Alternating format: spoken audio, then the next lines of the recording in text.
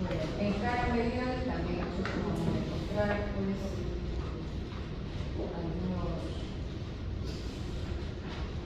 algunos surcos que van a estar marcados de manera permanente, constantes, y estos surcos son el surco parieto-occipital. Ahí sí se ve, ¿no?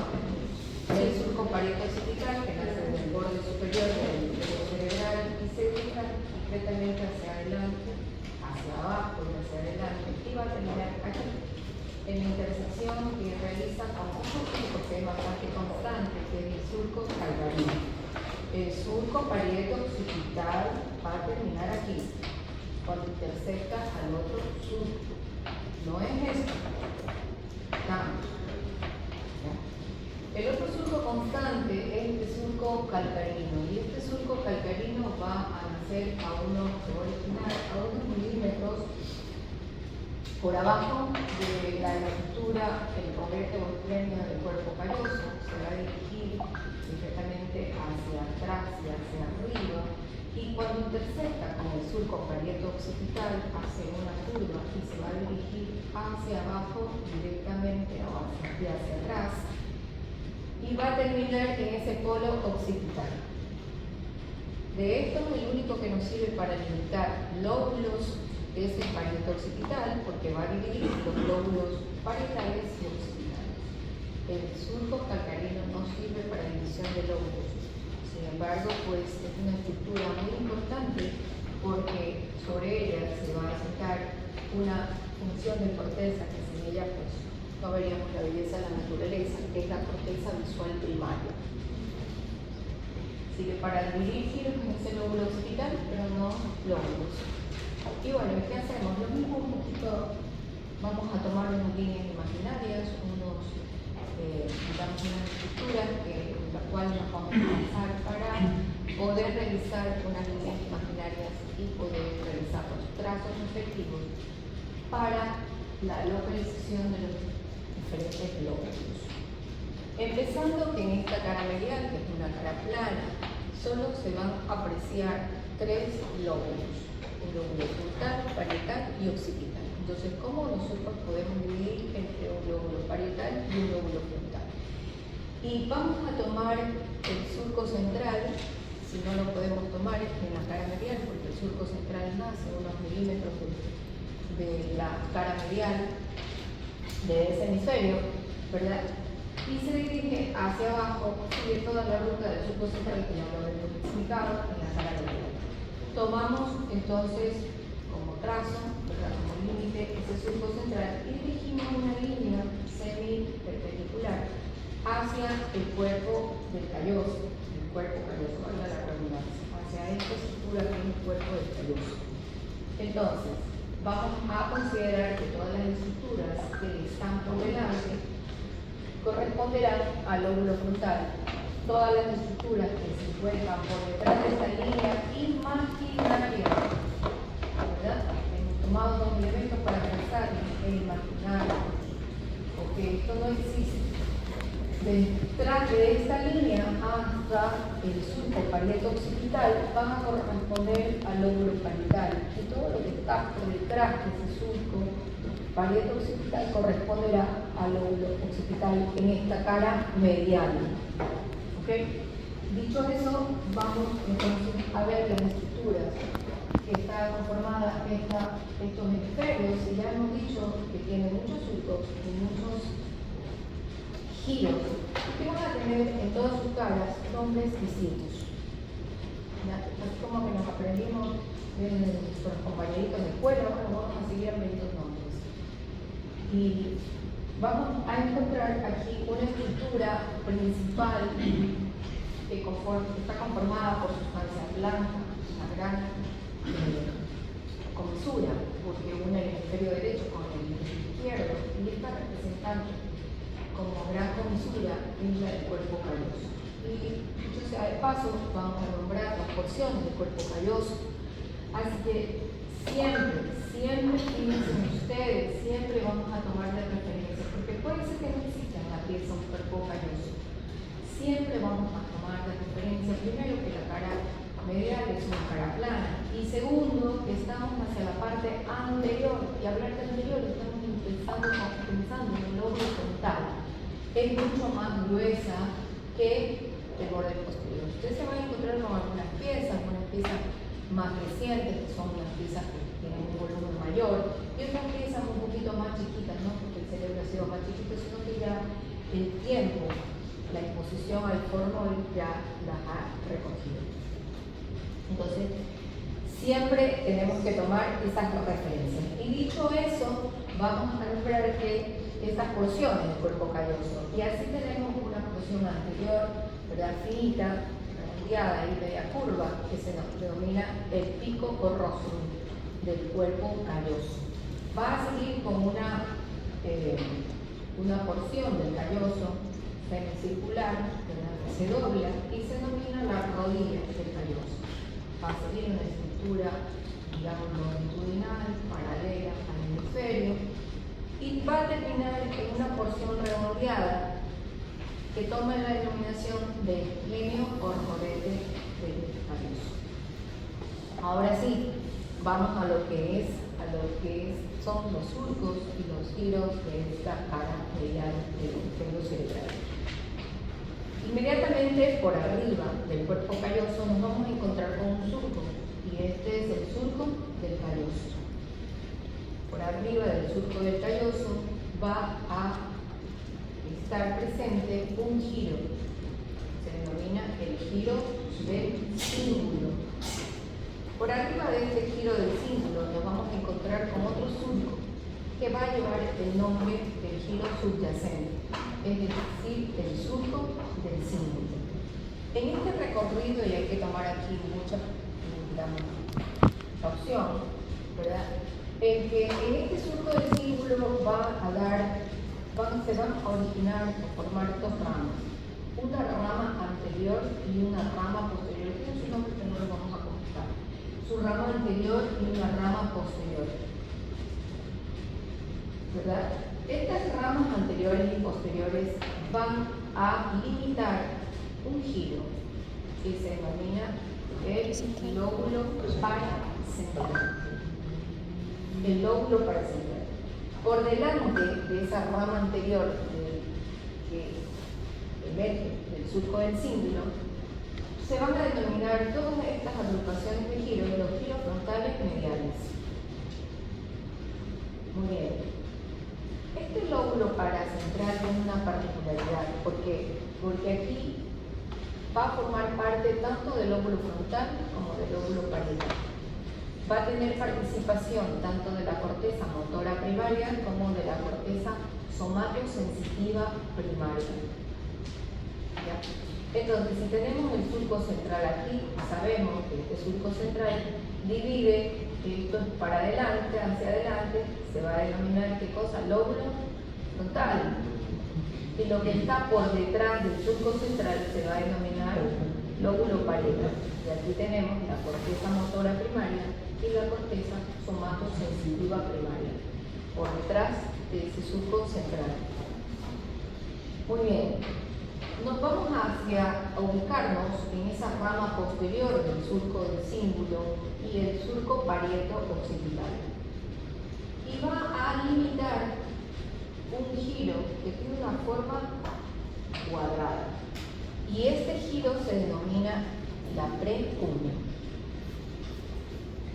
Por detrás del surco parieto-occipital y entre también el surco calcarino, también se dibuja otro giro que tiene una forma rectangular que se denomina la cuña, lóbulo occipital. Y por debajo de este surco calcarino vamos a encontrar otro giro que tiene una forma rectangular y se denomina el giro acá, de la língula o giro lingual. ¿Ok? Y ahí terminamos todas estas estructuras de cara medial y nos vamos a cara inferior o basal. En esta cara inferior o basal realmente vamos a ver también tres lóbulos, ¿verdad? El lóbulo frontal y el lóbulo temporo-occipital. En esta cara inferior o basal Realmente aquí no existe ninguna línea imaginaria ni ningún surco constante que nos pueda dividir estos dos lóbulos. Entonces tenemos que, vamos a precisar ahora los surcos y los giros del lóbulo frontal. Aquí, paramedialmente, ¿verdad? Ajá.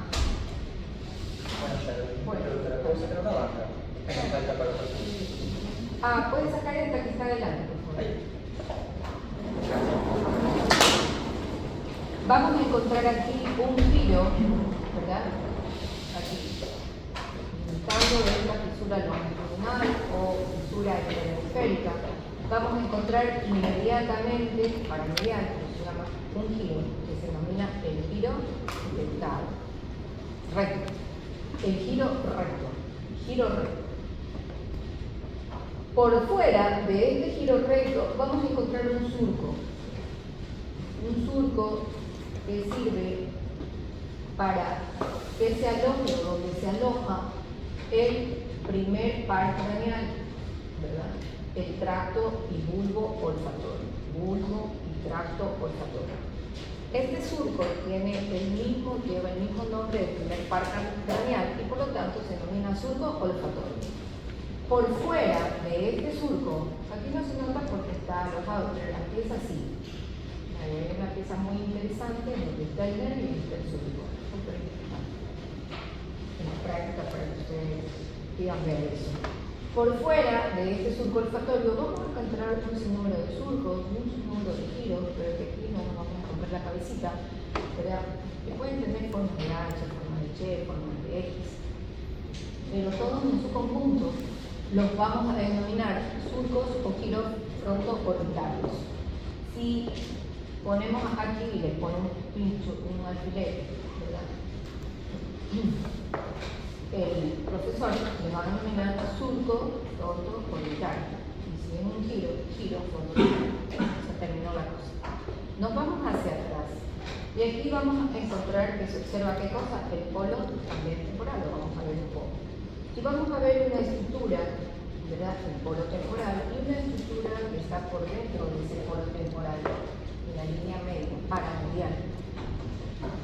Y esta estructura se denomina el humus, que es la corteza olfatoria primaria, participa en la expansión para nosotros los seres humanos, el humus.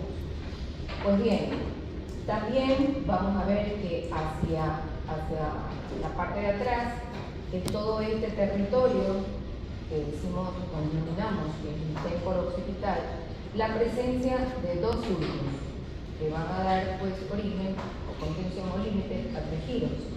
Primero vamos a tener que se emerge desde el polo temporal hacia atrás, ¿verdad? Que es el surco colateral. Y tenemos otro surco que también está por paralelo al colateral, que se denomina el surco occipito temporal. De este lado es lo mismo, este de acá y este de acá. Acordémonos los que de corteza que interrumpen toda esta estructura, pero nos podemos guiar ya sabiendo la ubicación de estos surcos. Y como dije, nos limita a tres giros. Un giro interno que se encontrará por dentro de este surco colateral, que se denomina el giro paripocampal. Un giro que se encuentra entre estos dos surcos ya nombrados, que se denomina el giro occipito temporal medial, porque está más cercano a la línea media, también conocido como giro fusiforme. Y un tercer giro que se denomina el occipito temporal lateral. ¿Ya? El occipito temporal lateral, que va a ser un continuum del giro temporal inferior.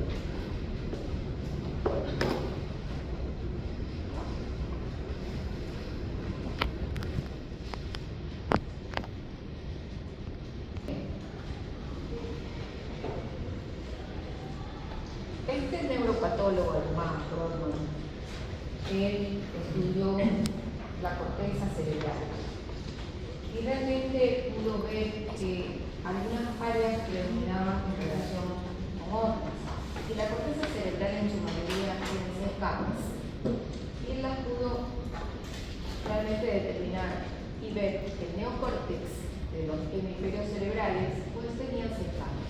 Pero estas 6 capas no estaban distribuidas de una manera uniforme como en toda la corteza. Había ciertos sectores de corteza en que predominaban unas capas y en otras predominaban otras. No era uniforme. Y en otras, casi en la mayoría, gran parte del hemisferio, el tamaño de los 6 capas se mantenía constante. No son iguales, no son proporcionales, pero mantenían casi armónicamente parecida el tamaño de las capas. Pues bien, esto lo llevó a agruparlas y así las denominó en áreas. Una área primaria en donde predominaba una capa 4 y una capa 5 de acuerdo a la función. Una área secundaria que siempre están adyacentes, es decir, que están cercanas, ahí al ladito, ¿verdad? Son las áreas secundarias o de asociación unimodales.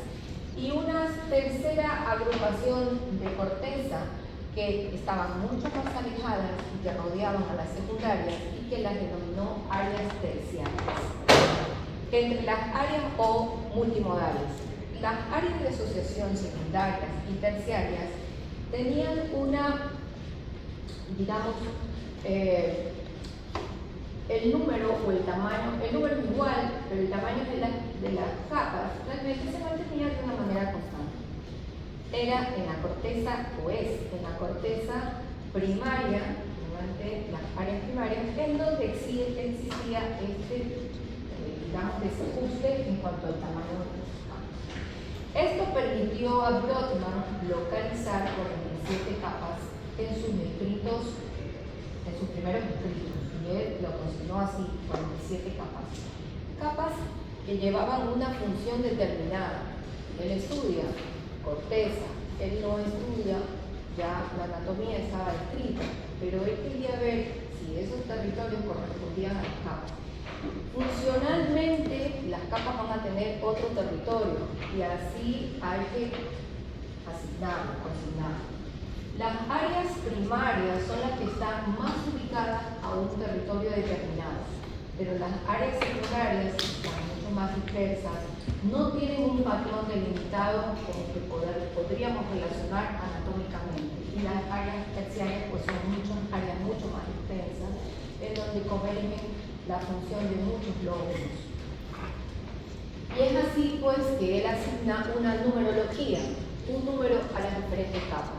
Pero aquí lo que nos interesa a nosotros realmente precisar son las siguientes, ¿verdad? Aquí tenemos el surco central y aquí tenemos una área primaria que se sienta sobre el giro precentral. Esta área, que le denominó como número 4, lleva la función de una corteza motora primaria. ¿Ya? Vamos a seguir con las funciones del lóbulo frontal. Y aquí tenemos que adyacente a esta corteza motora primaria está la corteza motora secundaria, el área premotora, que la asignó como el número 6. Esta corteza motora primaria, yéndonos al 4, pues ejerce, ¿verdad?, ejecuta el movimiento voluntario de nuestras extremidades contralaterales. El izquierdo moviliza las extremidades derechas y viceversa.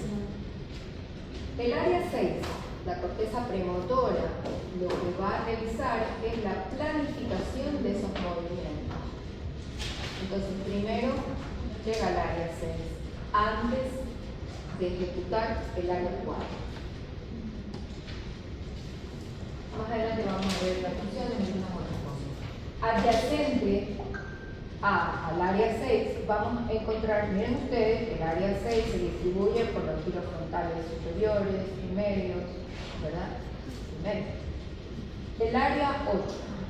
El área 8 está adyacente al área 6. Es un área pequeña, restringida, pero de gran importancia, porque es conocida como el área del campo frontal visual, porque nos permite mover los ojitos hacia un lado y hacia el otro lado de manera en el eje horizontal. Cuando estamos viendo hacia la derecha ¿verdad? Es mi corteza, esa área 8 del hemisferio derecho es el que se está, izquierdo es el que se está activando. ¿Ok? Pues bien, también vamos a encontrar, si seguimos descendiendo, un área también muy importante. Y estas se van a sentar sobre quiénes, sobre el área opercular y el área triangular, parte, digamos, de esta rama ascendente del área de la pars triangular. De la pars triangular es todo esto. ¿Ya? Esta rama que está, o este giro que está adyacente al área opercular.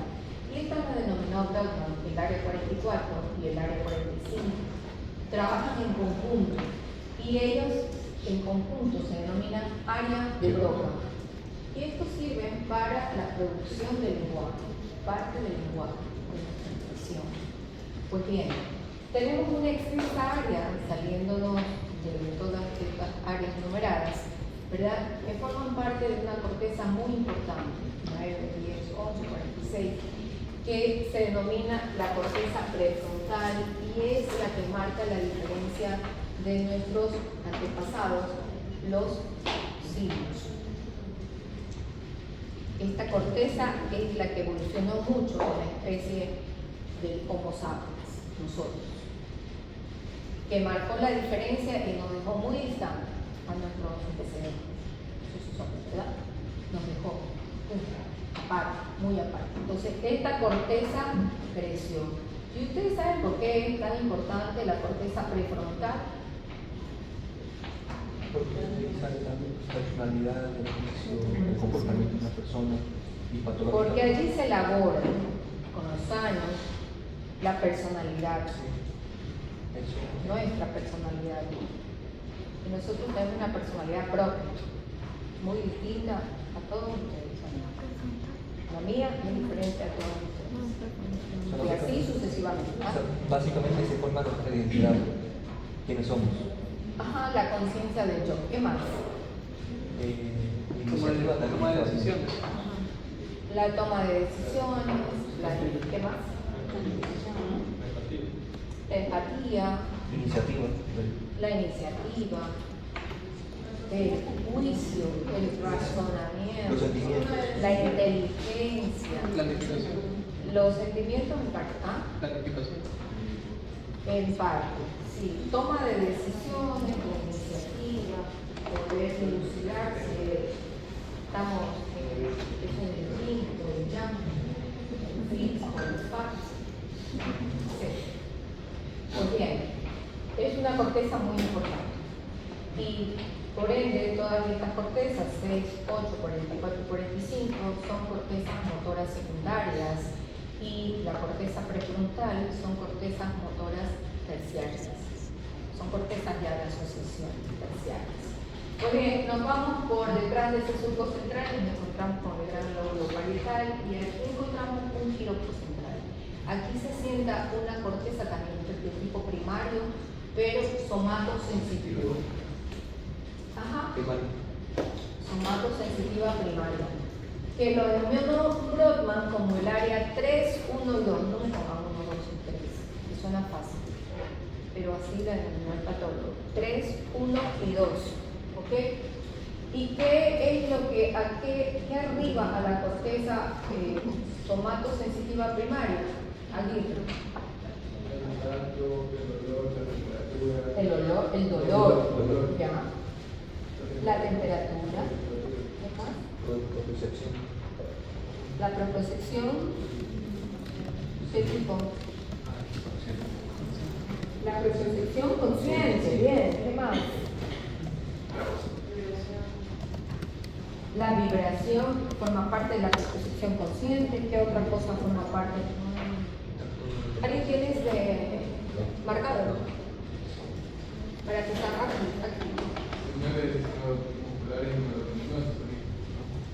Pero no, es propiocepción, eso es inconsciente.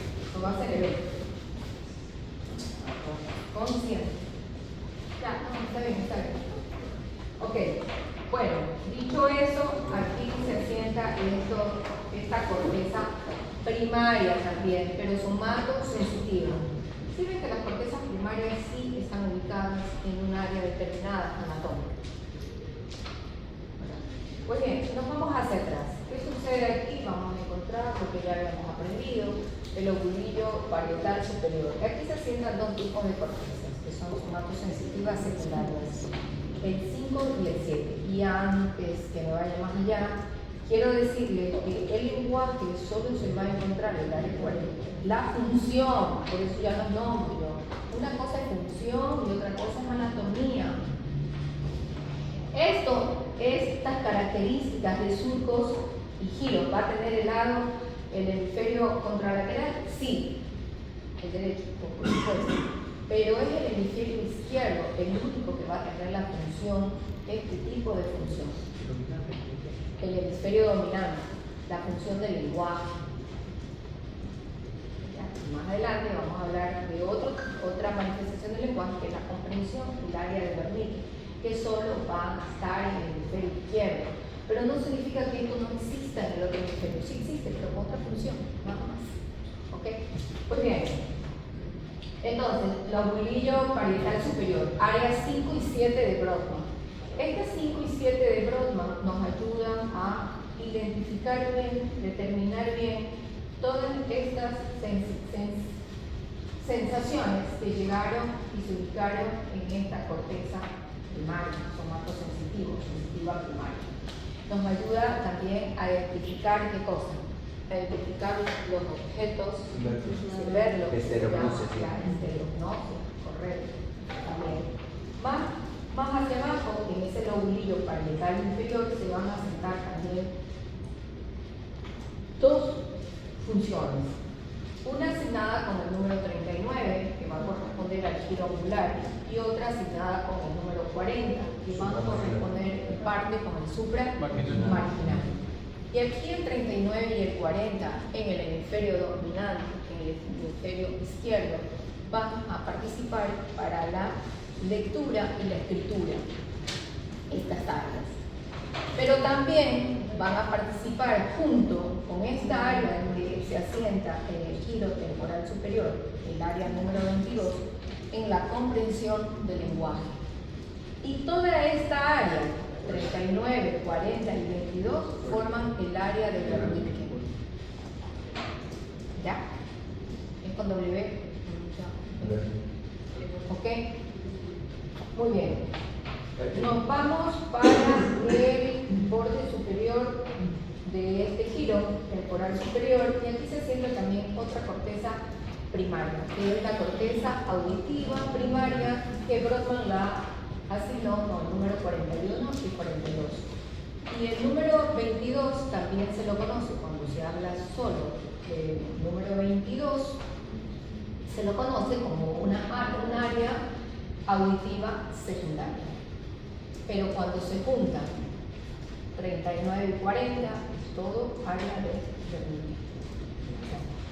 ¿Qué estructuras corresponden al área de Wernicke? Pues 39, 40 y 22, giro temporal superior angular y supramarginal. Estos dos últimos del lóbulo parietal y el primero del temporal.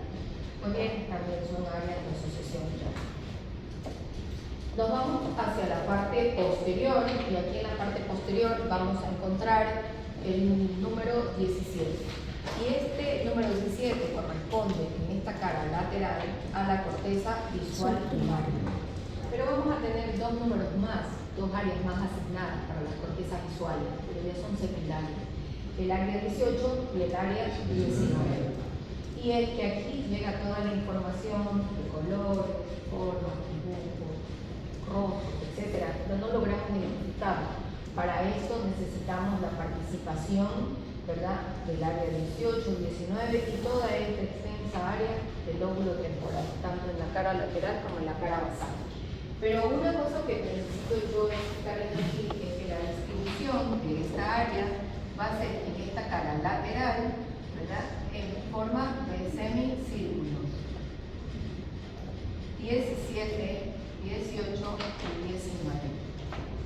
¿Ya? Muy bien. aquí tenemos un sistema de todo lo que hemos hablado. Hay algunas áreas que les faltan allí comunicarse, pero bueno, la mayoría. Nos vamos, pues, miren ustedes, aquí está el dibujito de la corteza visual primaria, de la corteza de sucesión y secundaria, igual. Pues bien, miren acá, la corteza sensitiva del área de la corteza, que une los lóbulos parietales, occipitales y temporales. Son áreas grandes, áreas de asociación terciarias que nos ayudan a interpretar lo que vemos en esta figura, orientar nuestra orientación. Pues bien, vamos a ver las estructuras que se encuentran en esa cara mediana.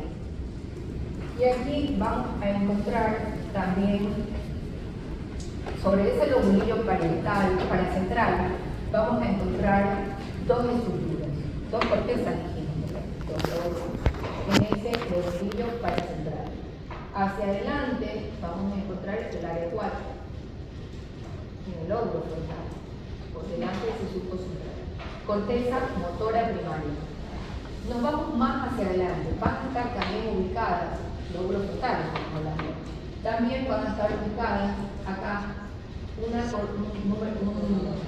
un área 6, pero que en la cara medial es el equivalente de la corteza premotora de cara lateral, pero que en cara medial se denomina área motora suplementaria, pero cumple la misma función de planificación. En cara medial se llama, sí, es secundaria, bueno, motora secundaria. La cara, también tenemos el área 8, ¿verdad? De los campos visuales. Y también tenemos 9, 10, 11 y 12, la corteza prefrontal. También se observa en cara lateral, en cara medial en este caso, y también en cara basal, que es grandísima la corteza prefrontal. Por detrás de esa corteza motora primaria, en ese lobulillo paracentral, pues vamos a tener ubicada la corteza somatosensitiva primaria, área 3, 1 y 2 de fondo. Al lado de esta corteza también vamos a encontrar las áreas 5 y 7 somatosensitivas secundarias, porque las primarias son 3, 1 y 2. Y más hacia atrás, sobre ese surco, tomando referencia al surco calcarino, miren ustedes la disposición de la corteza visual primaria. Ya no es en semicírculos como sucedía en la cara lateral. Ahora corren paralela al surco lateral, tanto superior como inferior. Entonces, aquí vamos a encontrar el área 17, ¿verdad? A ambos lados del surco o de los bordes del surco calcarino, 18 y 19 hacia arriba, y lo mismo, 18 y 19 hacia abajo. Toda esta extensa área va a corresponder al área visual.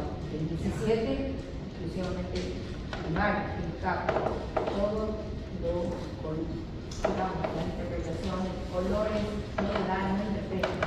Él lleva el estímulo, nada más visual. La interpretación nos ayuda en las otras áreas, 18 y 19. Ok. También vamos a encontrar esta estructura, que la vimos ya en su parte en la cara basal, que es el uncus, y que es la corteza olfatoria primaria. La corteza olfatoria primaria. También tenemos aquí un área 28, que está ubicada en el giro paricocampal, que es una de las áreas principales, no es la única, pero es un área principal para la memoria. Desde allí se empieza, desde toda esta corteza, la demencia, ¿no? Sobre particularmente la demencia del Alzheimer. Inicia allí, afectando a esas neuronas. Pues bien, vamos a ver un poquito lo que pasaba, 5 minutos más. ¿Aquí lo teníamos nosotros? 2. ¿Son de la tarde? Sí. Ok.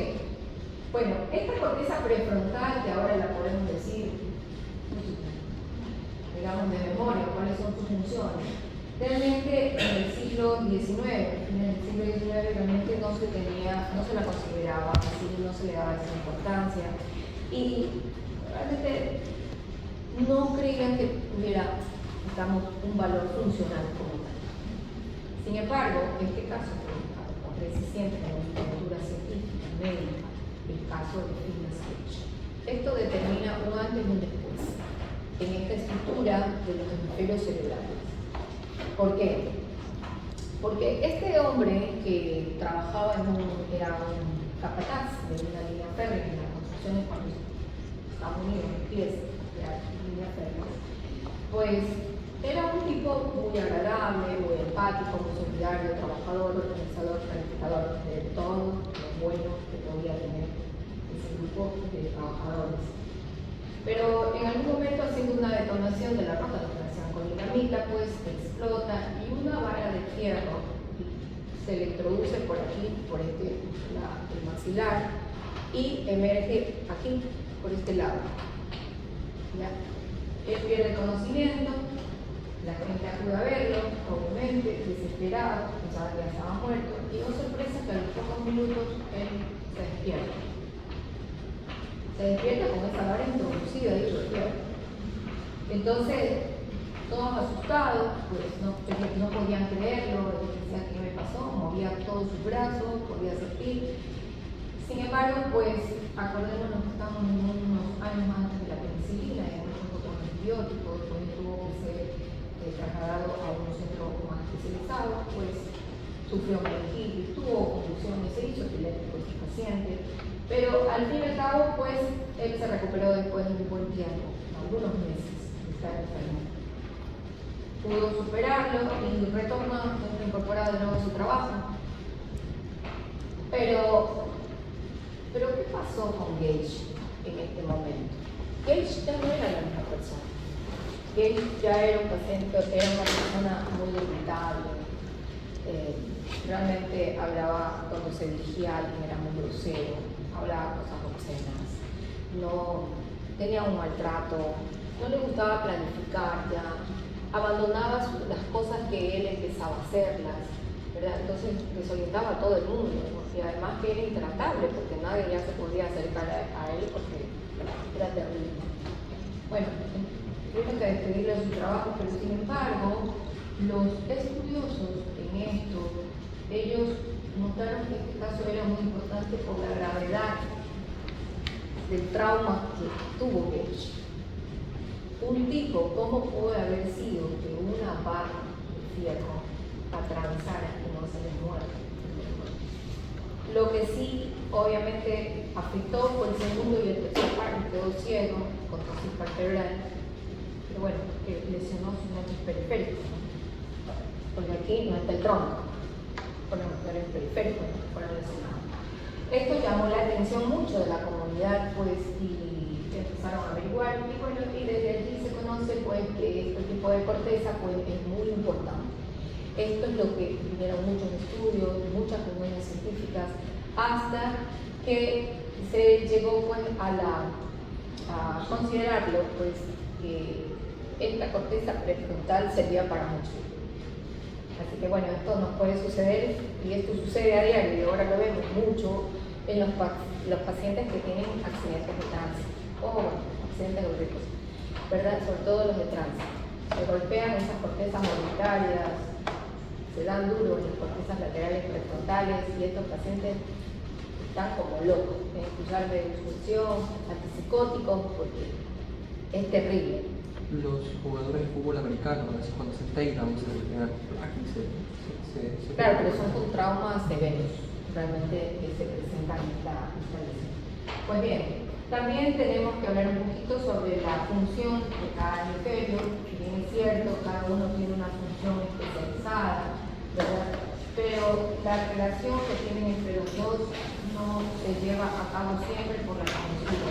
Hay una transferencia de información, contenido de información entre un lado y otro, y eso lo hacen a través del cuerpo caroso. Entonces vamos a examinar un poquito las características de este hemisferio dominante o izquierdo.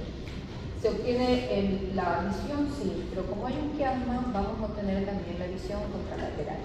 Del otro lado, y del mismo lado, y contralateral. El olfato izquierdo, sí, la vía del olfato izquierdo también, ¿verdad? Vamos a poder nosotros con la mano derecha, ¿verdad? También poder describir, ¿verdad? Los objetos que nos pongan también de ambas manos, la podemos hacer. Pero sin embargo, embargo, la función, como yo les decía a ustedes, del lenguaje, la lectoescritura, solo está, digamos, adjudicada. Esa función corresponde al hemisferio cerebral izquierdo. El derecho, en cambio, se encarga de qué cosa? De la percepción espacial, de nuestra orientación, de poder definir realmente los objetos de manera tridimensional, no sobre una cosa, no como un dibujo, ¿verdad? Yo aquí me puedo dar cuenta que de pronto ella que está sentada, pues, más atrás tiene creo una cartera, ¿verdad? Pero no, yo la puedo distinguir así de manera tridimensional. Y esas características, ¿verdad? Ver el fondo, qué es lo que hay más allá, esa me la da a mí el hemisferio derecho. ¿Ok? Esa percepción espacial. El reconocimiento de caras, de la música, del arte, de todos estos famosos músicos, todos estos famosos artistas, pintores, etc. Pues se debe a que su hemisferio derecho fue mayormente estimulado. Que todos podemos sí, pero algunos nacemos con una particularidad también, que la descubrimos a los 90 años, cuando nos vamos a morir también sucede eso. ¿Ya? Entonces hemos perdido toda nuestra vida, pero es tarea de cada uno. Vamos a hablar un poquito sobre corteza cerebral.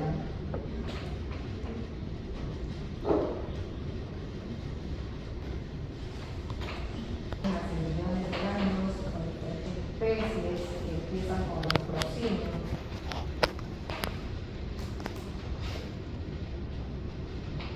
Siguen con los modos del nuevo mundo, desde los simios menores hasta que llegan a nuestros parientes más cercanos, los grandes simios. Estos cerebros fueron evolucionando, fueron creciendo, de acuerdo a qué, porque se fueron adaptando al medio, fueron resolviendo situaciones del medio, ¿verdad? Fueron adquiriendo más capacidades hasta que nosotros nos separamos ya del cercal, que nos hacemos únicos, ¿verdad? El cerebro humano, exacto, con un volumen aproximadamente de 1200 gramos. Todo este proceso es lo que se denomina la encefalización. El cráneo también de los diferentes homínidos, el hombre, ¿verdad? Fueron cambiando sus características. También nos fuimos enfrentando con todo este medio ambiente, con falta de alimentos, el caos climático, todo eso que fuimos sobreviviendo, ¿verdad? Entonces, miren ustedes, el cráneo era muy pequeño, la parte del macizo facial era más grande, y poco a poco esto fue, digamos, invirtiéndose. Y actualmente tenemos una bóveda craneal bastante grande y un macizo facial realmente que está más acorde a su cráneo, ¿verdad? De lo que antes era distinto. Pues bien, vamos viendo también desde un principio, vimos de que este sistema nervioso es un centro integrador de una serie de estímulos, de todo es estímulo. Por eso el mundo es como, de acuerdo a que lo vean, entonces nosotros tenemos no sé cuántos billones de poblaciones, habitantes tenemos, es de acuerdo a cómo lo percibimos. Y puede ser que yo lo perciba de una manera, porque tengo ciertas experiencias, y otro lo perciba de otra manera. Como decimos metafóricamente, para unos es color blanco y para otros es color negro. Pero existirá un grupo intermedio que será color gris. Entonces, bueno, de acuerdo a eso es de acuerdo a cómo nosotros pudimos, pues, receptamos esos estímulos, cómo los integramos y cómo los ejecutamos. Okay. Así, la corteza cerebral realmente se la ha reconocido como una verdadera red. Y más que módulos, porque ya vamos a ver cómo está compuesta la corteza cerebral con módulos de tejido, ¿verdad? Más que módulos, es una cuando estamos en solitario, pensando que estamos totalmente activos. Incluso cuando dormimos estamos activos. Imagínense ustedes, ¿verdad?, cuando interactuamos. Por eso es que esta acción de socialización, que la conocemos así, la interacción de socialización, es vital para el ser humano. Es bastante importante. ¿Ya? Así que dejemos mucho tiempo, no desperdiciemos mucho tiempo con ese bendito celular y vayamos a saludar cuando es el cumpleaños, vayamos a una persona, saludemos a una persona, demos un abrazo, sentemos serotonina, oxitocina, ¿verdad? Entonces, que nos va a venir mejor. Así que bueno, dicho sea de paso, Albert Einstein, ustedes lo deben conocer, un premio Nobel de física, él también estaba muy inquieto por conocer que él sabía mucho. Y él donó su cerebro y lo donó a Lidia, y dijo, cuando yo muera, pues yo quiero que ustedes revisen mi cerebro, qué pasó. Y bueno, y lo que en resumen, lo que se obtuvo del cerebro de Einstein es que su lado parietal, su lado de las matemáticas, ¿verdad?, de numerología, que es el parietal izquierdo, pues estaba bastante, digamos, hipertrofiado, tenía un volumen mayor que las otras estructuras, tanto también del hemisferio izquierdo. Así que bueno, vamos a hacer entonces a entrar a estudiar lo que es la corteza cerebral. Y la corteza cerebral no es nada más que estructuras antiguas y estructuras más recientes. Y nosotros actualmente tenemos estructuras antiguas, sí señores, tenemos estructuras antiguas en nuestro cerebro. Y estas estructuras antiguas, que fueron denominadas como alocórtex, tenemos que aquí indicar que hay dos tipos, el arquicórtex y el paleocórtex. Y estas cortezas antiguas se caracterizan porque en lugar de tener 6, que tiene la corteza nueva, ¿verdad?, de la que hemos hablado, con Brodmann, esta se caracteriza por tener 3 capas. Y que si la tenemos, no, porque eso ya es antiguo. Yo no soy antiguo, yo soy moderno. No soy generación. ¿Cómo se llama la generación ahora? No sé. Ya no. X generación. X, generación X. Ya soy generación X, ya es antiguo. Ok, portamos todos a un nivel, ¿ya? ¿Qué tenemos? Hipocampos, ¿verdad? Tenemos también cortezas piriformes, todo para el olfato. Necesitamos ese tipo de cortezas para el hipocampo, necesitamos para la memoria. Entonces, esas cortezas siempre las vamos a mantener seguramente. Entonces, 3 capas y 2 del alocórtex, que son las más antiguas, el arquicórtex y el paleocórtex. De pasar de una corteza cerebral de 3 a 6 capas, se necesita una transición. De un pueblo a una ciudad, además de habitantes, necesitamos hacer muchas cosas para que sea considerada una ciudad. Así la corteza no deja de ser lo mismo. De 3 a 6 capas hubo un proceso de transición y esa transición lo denomina el mesocórtex. Yo tengo mesocórtex y tú, el que nació ayer, recién, todos tenemos mesocórtex. ¿Dónde está ese mejor mesocórtex? Pues en la corteza límbica, la corteza paralímbica. Y este mesocórtex se caracteriza por tener la transición, ¿verdad?, entre 3 a 6 capas. Eso tiene en estas estructuras el giro hipocampal, el giro del cíngulo, la ínsula, la corteza orbitofrontal y el polo temporal son mesocórtex, son cortezas de transición. Y el neocórtex, que está bien conformado en las 6 capas, pues es la mayoría de la corteza cerebral. Aquí tenemos el neocórtex que se asientan sobre todas las cortezas primarias, que llaman nosotros parte de las cortezas secundarias también, el arquicórtex, hipocampo, parte del sistema límbico. Pues bien, como la mayoría es neocórtex, vamos a ver cómo se clasifica ese neocórtex. Pero antes que nada, pues, como aquí vamos a tener cortezas primarias en sucesión, vamos a echarle un ojito a la corteza primaria. ¿Verdad? La corteza primaria va a tener una función, es la de recibir o ejecutar. ¿Por qué? Porque son cortezas simples, primarias, motora o sensitiva. Puedes recibir, ¿qué cosa? Estímulos, diferentes estímulos. Táctiles, del exterior, visuales, auditivos, olfatorios. La corteza secundaria. La corteza secundaria o unimodal, ella nos va a ayudar a interpretar esos estímulos. Nosotros los recibimos, pero la corteza no sabe si es doloroso, si hace mucho frío o si te está quemando. Es la corteza de asociación la que la interpreta inmediatamente, ¿verdad? Y la corteza asociativa o terciaria o multimodales, que también son denominadas, pues estas nos ayudan a integrarla y darle un significado total.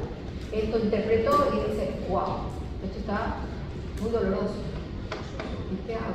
Pues grita, pues, está mucho dolor, ¿verdad? La corteza de asociación terciaria. Entonces, bueno, vamos a estudiar estas cortezas, entonces meningocórtex. Aquí tenemos las cortezas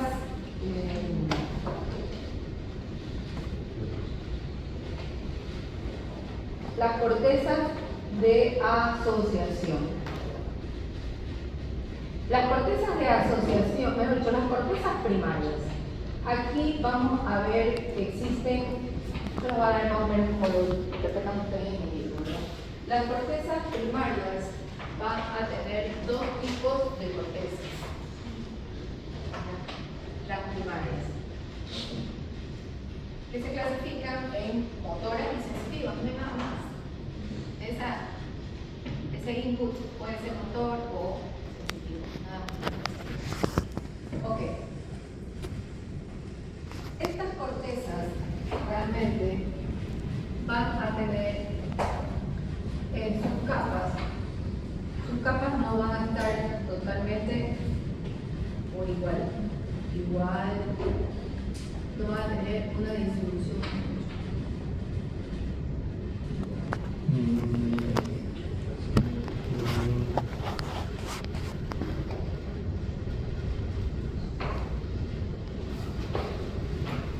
Sus capas no van a tener una distribución homogénea. ¿Ok? De la sensitiva y este es la motora. Cuando sus capas no están distribuidas de una manera igual, se las denomina las cortezas heterotípicas. Muy bien, heterotípicas. Pero en estas cortezas heterotípicas tenemos dos tipos. ¿Cuál? En la motora, en donde tiene la 5 y la capa 6, predominan. ¿Verdad? Y la sensitiva, en donde la capa 4 predomina. Y como en esta capa 4, como ya vamos a ver más adelante, predominan un grupo de células que se denominan estrelladas o granulosas, se van a denominar a las sensitivas heterotípicas granulosas. Y a las motoras, porque ahí no hay gránulos, ahí hay células piramidales, las células piramidales. Entonces, a este grupo se le va a denominar heterotípicas a granulosas. Y las demás estructuras que tengan capas en donde no predomine una en relación con las otras, se las denomina las cortezas homotípicas. ¿Okay? Pues bien, dicho sea paso, pues vamos a nombrar al grupo de neuronas, son 5 neuronas. Esta corteza puede tener son tan finitas que pueden tener un grosor de 1.5 hasta 4.5 milímetros como máximo, ¿verdad? Y vamos a encontrar 5 grupos o 5 neurotipos de neuronas. Tenemos las células horizontales, las células marginógenas, las fusiformes, las estrelladas o granulosas, ¿verdad? Y las células piramidales con diferentes tamaños. ¿Ya? Entonces, vamos a ver cada una de las las capas de las cortezas. Todos estos grupos de neuronas están en determinadas capas. Hay 6 capas, el neocórtex tiene 6 capas, y esta tiene la denominación desde la capa más externa a la más interna. Son la capa molecular, la capa granulosa externa, la capa piramidal externa, la granulosa interna, la piramidal interna o capa también llamada ganglionar, y la 6ª capa, la capa multiforme. La capa 4 tiene muy pocas células, las características, muy pocas células piramidales en las áreas sensitivas, ¿verdad? La capa 4 va a tener, las áreas motoras, muy pocas células granulosas. Realmente sus capas van a tener, pero su capa va a ser pequeña. Pero en las áreas motoras primarias, estas capas van a estar mucho más grandes. Este es un módulo. Miren ustedes que la corteza se forma como módulos, con 6 capitas. Pero ya dijimos nosotros, le dimos el nombre de las heterotípicas, en donde la motora primaria, la capa 5 y la capa 6 son mucho más anchas, más extensas que las demás capas. Y las capas sensitivas primarias, o las cortezas heterotípicas granulosas, es la capa 4 en la que realmente resalta, la más ancha de las demás capas. Además de una serie de células que caracterizan a cada una de estas capas, nos vamos a encontrar con un sinnúmero de bandas de estructuras nerviosas, de fibras nerviosas, de axones minimizados, que le dan un aspecto denso a estas determinadas capas, a la capa 4 y a la capa 5. Y a estas estructuras, a estas bandas nerviosas de axones, se las ha denominado banda externa de Banner. Esta banda externa se origina, proviene y se va a localizar ¿de dónde? De las aferencias del tálamo, ¿verdad? Y se va a localizar allí entre las células agranulares y las pocas células piramidales que existen en esta capa, ¿verdad? Formando una capa muy densa, la capa 4. También la capa 5 también va a formar otra banda de axones muy densa, que se denomina la banda interna de Banner. Esta capa pues viene también de escasas referencias, también del tálamo, pero no tanto, no tantas aferencias como tiene la capa 4, también de fibras de asociación que llegan a la corteza y se ubican justo los axones en esa capa 5, como también de ciertas fibras comisurales, también de comisura, que llegan a la corteza a informar, a dar información. Se nota en el libro, creo que la estría de Gennari, que es una banda externa, que es la única banda externa a nivel del lóbulo occipital que nosotros podemos observar, ¿no? Esa banda de la estría de Gennari. Pues bien, miren, son como módulos, realmente ahí están, sin número de células que participan, y son módulos con 6 capas, así se distribuye la corteza. No es como una banda horizontal, realmente como teníamos en la corteza cerebelosa. Esto no, estos son bloques, son módulos. La corteza está dividida en millones de módulos. Y cada módulo tiene sus 6 capas. Y de acuerdo a la distribución, tendrá una capa más grande o una capa más fina o capas casi parecidas, de acuerdo a la función. Ok. Este es un ejemplo de lo que llamamos la corteza sensitiva, su capa 4 es mucho más grande, la corteza motora, la 5 y la 6 son más extensas, son más grandes, y las cortezas de asociación, realmente que serían las homotípicas, sus capas tienen un tamaño bastante, equivalente. Bueno, aquí tenemos realmente un mapa coloreado asignando las diferentes capas. Tenemos en rosado las cortezas primarias, ¿verdad? Que pueden ser sensitivas o motoras, y sensitivas de diferentes estímulos. Hablando de sensitivos, no me lo relacionen solamente con un tacto, con una presión, con un dolor, con una temperatura, con la preposición consciente. También con la parte visual, con la parte auditiva, con el olfato.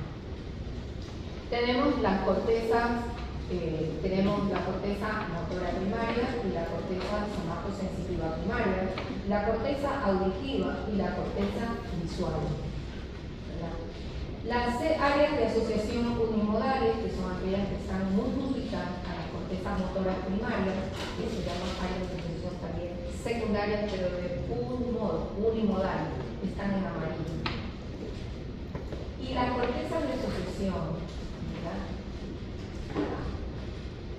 que nos ayuda totalmente a tomar una decisión de todo lo que hemos recibido, son las áreas de asociación terciaria, que son las áreas que están en el lóbulo. Y aquí encontramos una gran área de asociación terciaria en el lóbulo frontal, una gran área de asociación terciaria en esta cara lateral en el lóbulo parieto temporooccipital.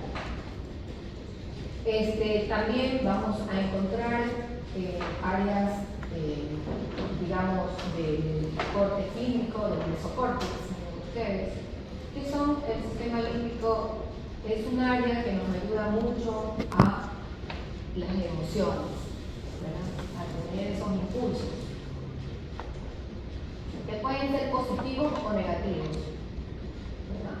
Ese impulso de que alguien pasa, te pegó sin querer, quizá, no sé, ¿verdad? Y tú impulsivamente le quieres contestar o responder de la misma forma. Eso pasa mucho más en varones. Sí. Yo me acuerdo que mis amigos en mi colegio estaban jugando, se golpeaban de juego y después de la nada se golpeaban en serio y se enojaban. Porque realmente hasta los 25 años esta corteza prefrontal no está tan madura.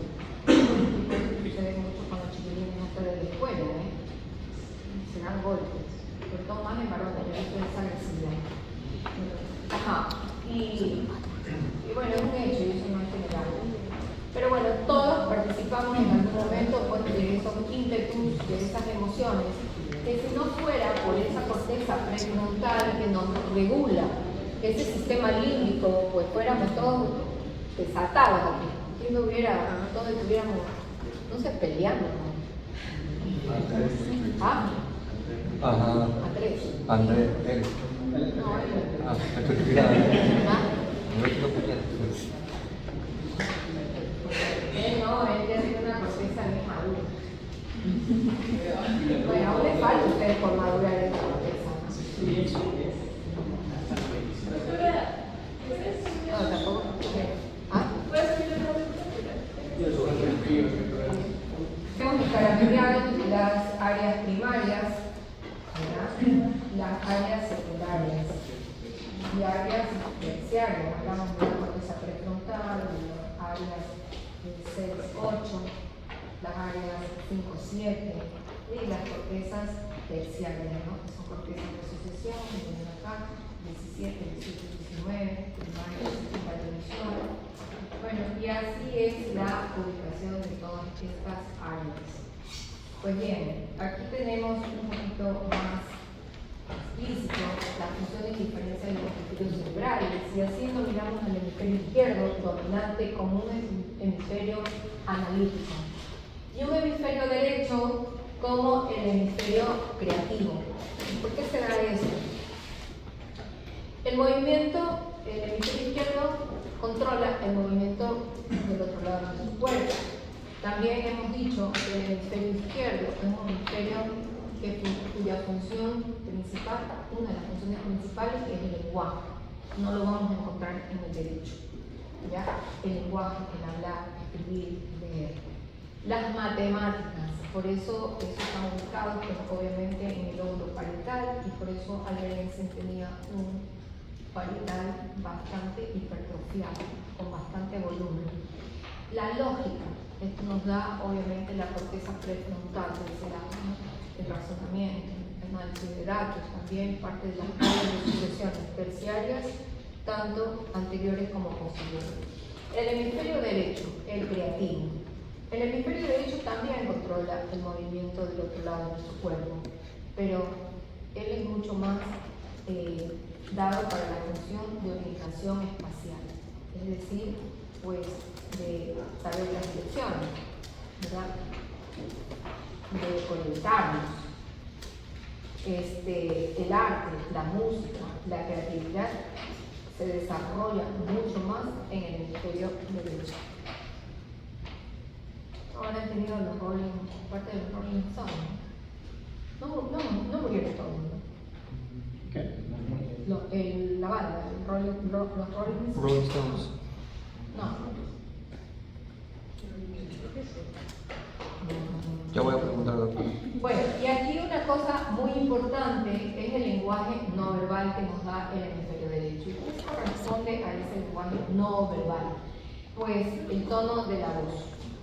Este hemisferio nos indica de que cuando hablamos por teléfono nosotros podemos, ¿verdad?, definir qué pasa con esa persona. Le voy a pedir que lo voy a, qué sé yo, le dice como alguna cosa. Y tu mamá te dice, bueno, ya pues, pero vienes temprano. ¿Y usted con qué se queda? Como que no le gustó. Tengo que llegar temprano porque si no, ¿verdad? Ya analizan todas esas cosas. A diferencia que de pronto si le digas alguna cuestión, dicen, ah, chévere, qué bueno. El lenguaje corporal también nos ayuda en el hemisferio derecho, ¿verdad? Una cosa es que te estén diciendo que sí, pero tu lenguaje corporal dice que no. ¿Verdad? Ustedes han escuchado mucho, bueno, en redes ahora se escucha mucho más, cómo estudiar el lenguaje corporal. Y es que los investigadores, los policías, estudian mucho el lenguaje corporal, los detectives estudian mucho eso. Y los agentes, sobre todo, saben si están mintiendo, saben si realmente están diciendo la verdad o no, porque tu cuerpo te engaña, tu cuerpo te delata. Entonces es muy interesante, pero eso se lo debemos, la culpa se lo damos al hemisferio derecho, interpretar las metáforas, no tomarlo todo literal, como dicen ustedes, ¿verdad? Y también las ironías. Entonces todo eso nos permite a nosotros ese hemisferio izquierdo, la prosodia, esa entonación. No es lo mismo aquí en nuestro Ecuador, pues el de la costa y el de la costa norte que el de la costa centro. Tampoco el hablar del carchense como el hablar de la sogué o de la suaya. Esa prosodia, esa entonación también la da el hemisferio derecho. ¿Ok? Así que bueno, tiene mucho. No es que no nadie del hemisferio derecho también. Sumamente importante. Bueno, listo. ¿Alguna pregunta? ¿No? Bueno, yo voy a sacar unas cosas.